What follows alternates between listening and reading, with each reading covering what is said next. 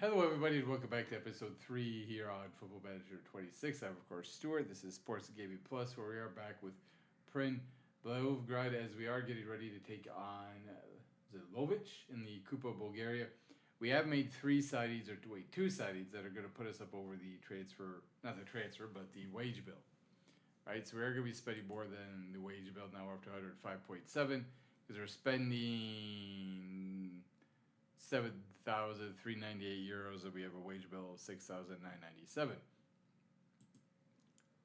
So we did sign two players, both of them defensive players. I don't know if either of them will necessarily go straight into the, match day squad, although I guess technically they did here. One is Ivan Bakalski, who's not very good. Like, he's a 3.5-star wingback. His market is only of a 6. He's 6 feet tall, 22 years old, Bulgarian national, 180 euros a week. But the big thing was simply we didn't have another player who could play as a left wingback or an advanced wingback, which Daichev is not great at that role, but he is going to be our starter, at least for right now, at it. But if he gets hurt, we didn't have anybody. So that's why we got Bakalski. And then additionally, we signed, where did he go? Jordan Pachinov, who can play a little bit as a defensive midfielder, but he's better as a center back at 5'10", only a market of 9, I know. But he was a free agent signing. Well, we only really had one true center back on the bench when we're playing 3 at the back. And that was a potential problem. So we brought both of those players in. We have a little bit more depth. We're still not great in the midfield. Overall fit in the system is still not ideal. But we're better off than we used to be.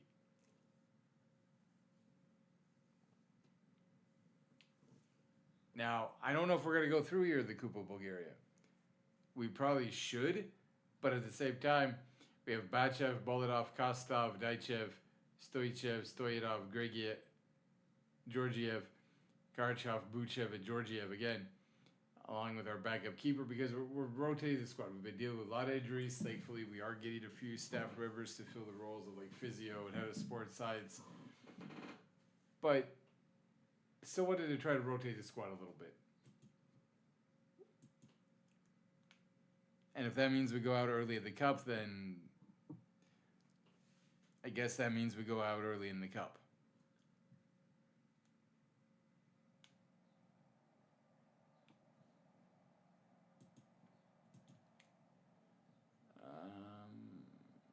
There's no pressure on us. Most of the team's relaxed. We are on the road. They have a nice stadium. Where the heck is this?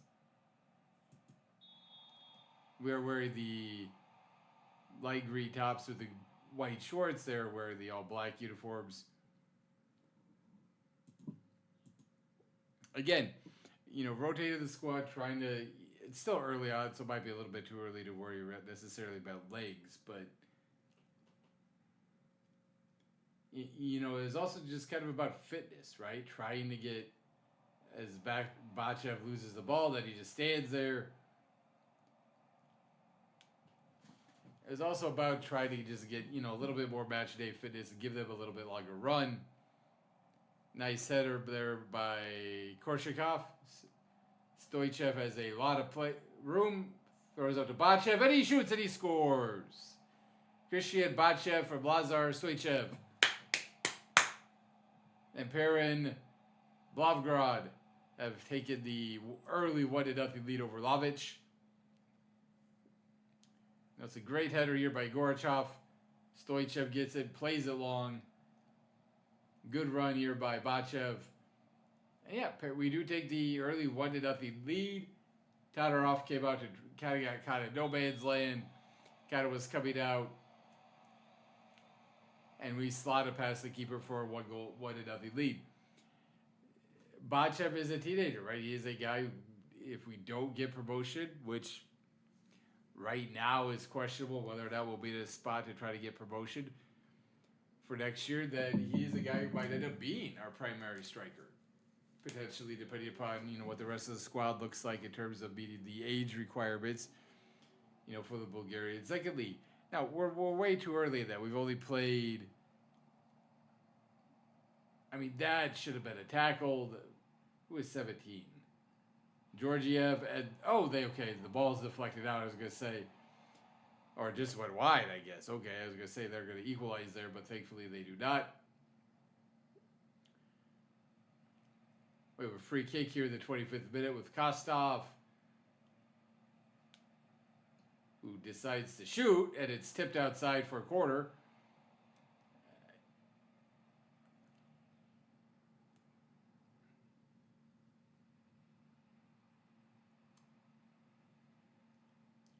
It's way too early to talk about whether or not we're going to get relegated, or I don't think we'll get relegated, right? We have 11 points, I believe it was, so far through the season. So I think we're probably safe from the relegation talks, although we definitely need to try to continue to get, results.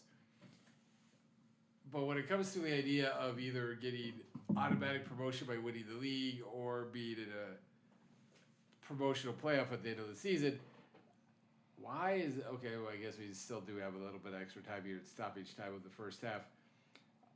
As Kostov, unfortunately, is dealing with an injury.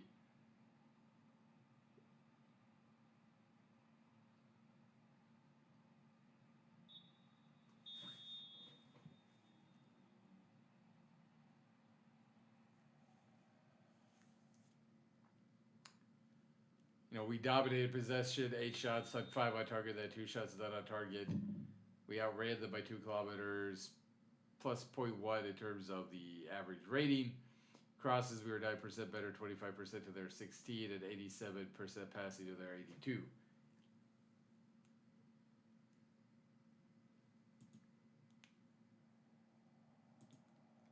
I'll say I'm happy with how we dominated possession.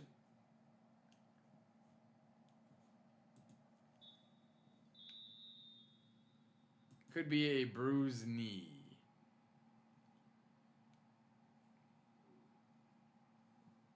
And he would like to come off the field. I'm going to try to get him a few more minutes here, but he will be one of the earliest subs we take off. As the ball comes down to Buchev here.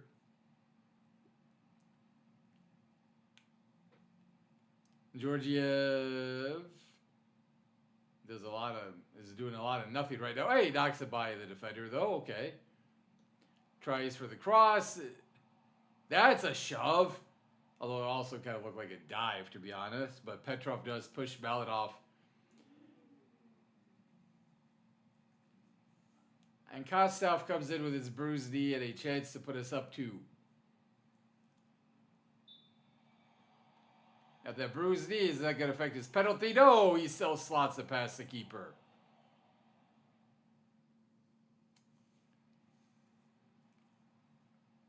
And all the board wanted us to do is to reach the cup proper. So that's why this is a big match for us to win. I guess you could make the case, well, why then, did we rotate the squad? Would it have been better to kind of wait?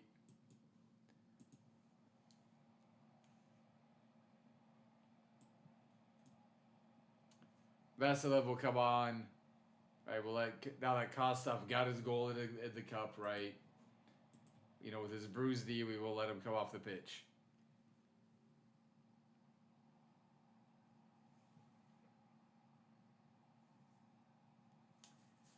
I do think one of our new signings is going to come in.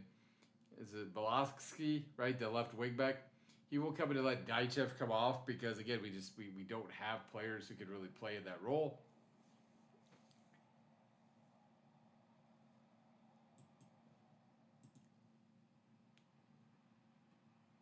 Mikulski, sorry.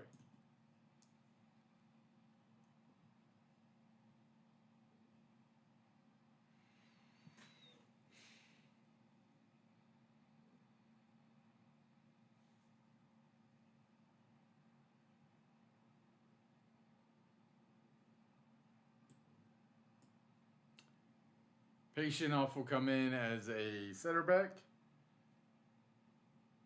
Replacement, so that's 3 subs. Peskov will come out for Georgiev, who's not played super well, but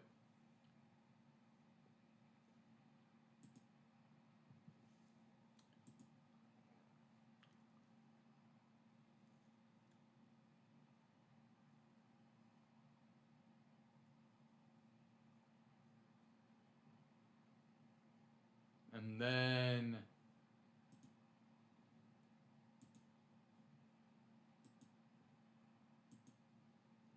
all right. We will let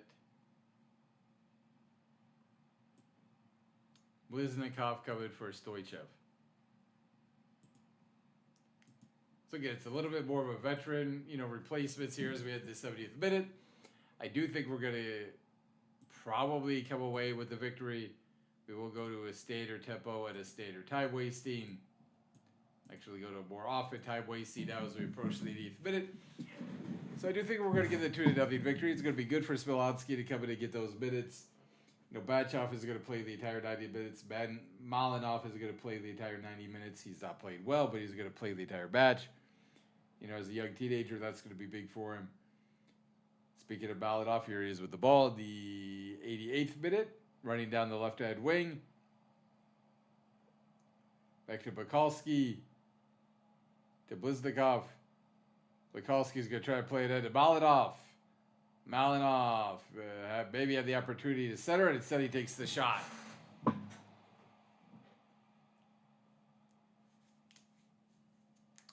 Okay, straight into the corner here, the 89th minute for Belovrad. Bliznikov, it looks like he's our corner taker. So again, we are over the wage bill. Not thrilled about that. I know the board is probably going to talk to me about that. Might hurt my job approval, but we're going to need depth.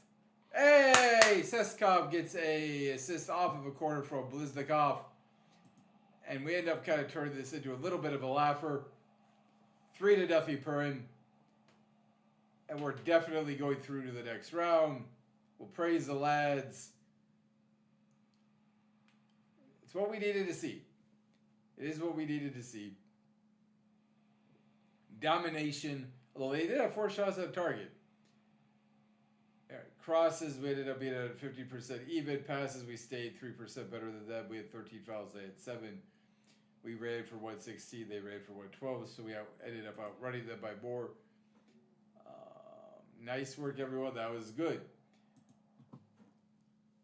And again, if we are going to start having more and more injuries, it's also important to get some of these guys, match experience, give them the opportunity to say, I played 90 minutes. I played 60 minutes as opposed to just playing 30 minutes.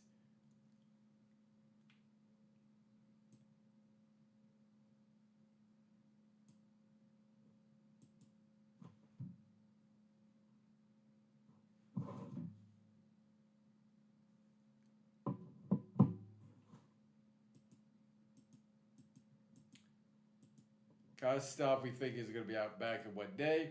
So we have 1 back-to-back matches. We do have Minor Pidik on the road, and they are the top team in the table, as you can see here.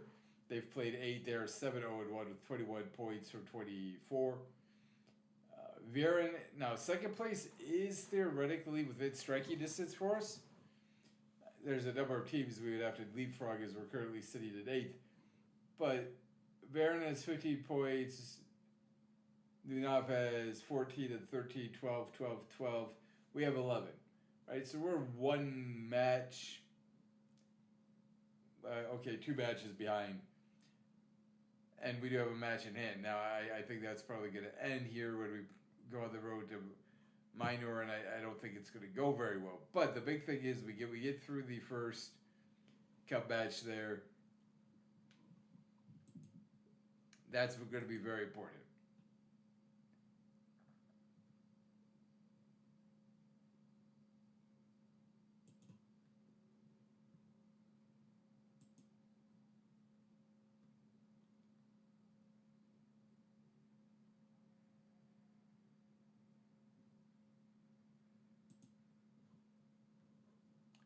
Try to register both of those players. Again, both of our new signings. And Vasilev will come in. Kazakov will come back in as our striker.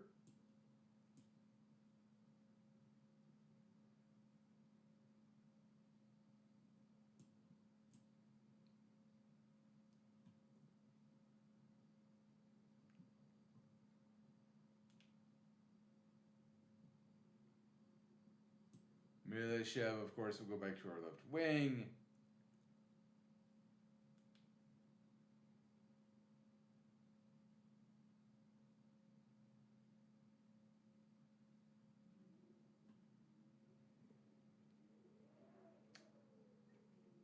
Siskov will come over there as the right wing.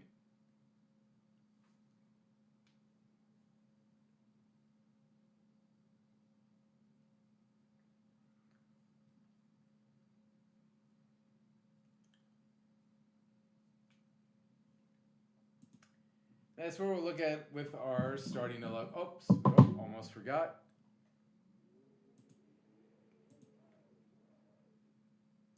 Kostrov will come back into goal.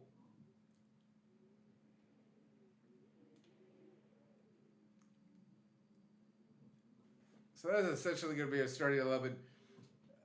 Peshidov or Balaksai or Bakalski, sorry, may or may not work their way into the starting 11 at some point, but we do have the 13th of September against Minor. We'll take a brief look here at the schedule and how the rest of August went. So we won against Gorn on the road, right, to start 2-1-0. Then we lost to Ludogorets 2-1-0. We drew to Savage 1-1, and we lost to Gabrovo 2-1. We then came home and beat Fratria 2-0 at home before beating Lovich 3-0 on the road. So back-to-back wins. It's kind of righted the ship at least temporarily.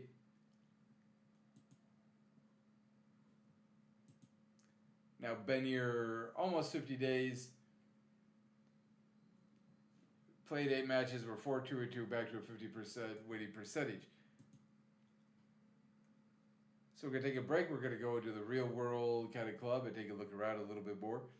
And that'll be the end of this episode. But until then, I will see you in just a minute. So I did want to just come back very briefly into the Football Manager match engine here because we got a announcement that the board is very happy with our progress. We reached the Kupa Bulgariya proper, so we passed that, and they're pleased about us avoiding relegation from the Vtora Liga. We have a B overall. They're not happy against the loss to Gabrovo. But again, we have 11 points. Itar, Sevlievo, and Gorna, the teams right now, the relegation zones, all have 5 points or fewer. So theoretically, we could be as little as 3 points clear if we lose and they all win in our upcoming match. But as of right now, again, we're kind of in that mid-table, which I think the board would be pretty happy with. And I'd be pretty happy with, too, considering we don't have a lot of depth. We do have a lot of players who don't necessarily fit the tactic that I'm trying to run, which I guess technically is, my fault for not, running a different tactic, be flexible, right? But my point is also, look, you hired me to run this tactic, let's try to get people in who can run it. So we did get a rescheduling of some of our matches, and we're going to be taking down Dunov. Did we play them yet? No. Okay. And that'll be an away match here at the end of October. So, just very briefly, I think we'll play the next 4 off camera. Now, Belisica, I know the board are really going to want us to win because they are one of those rivals that they want us to finish above the table. All right, Itar be towards the bottom of the table, theoretically, is a winnable match. Sofia on the road and, of course, Pernick on the road. Those are 2 going to be very challenging. I mean, if we get 6 from 12, I would take that. If we go 2-0-2, 6 or above, if we could get like 7 or 8 points, that would be magical. I think if we only get 4 or 5, if we go like 1-2-2, wouldn't be the worst thing in the world. But especially since I'm still trying to learn the Bulgarian language. But I do think we would be in a little bit of trouble, right? So we've had 7 matches. There's 32 overall. These 4 will put us at 11, which will be about 1/3 of the way through. We'll be a little over a third of the way through when we come back. I think that will be a 2-match episode because we'll have Hebar on the road and then Dunov on the road, in the first round of the Bulgaria Cup or Kupa Bulgaria. So thank you, everybody. Now we're going to go, into a little bit of immersion or real world, whatever you want to call it. And that will be what we do when we come back. Sorry for the rough transition there. Yikes. All right, so just very briefly, this is a kind of aerial view of the stadium here from Google Earth. It was from Spirit Escapes, and I'll have a link for the original video, the description of my video when I upload it. But again, I love you got the the football headquarters there. You've got the grandstands. You've got the pitch. And it's right nestled against the base of the mountain. Which maybe if we stay long enough to build a new stadium, maybe it moves a little bit. I don't know. But I think there's a lot of potential to create a championship in Bulgaria quality team to rival Ludogorets. I could be wrong about that, but that's my feelings. But that's what we were at this episode, so we kind of zoom out and see the city and kind of get that view of it being nestled up against the mountain there. Thank you, everybody. Like I said, we'll come back in about 4 matches or so, for that 2-part episode. And until then, take care, and I'll hopefully talk to y'all later.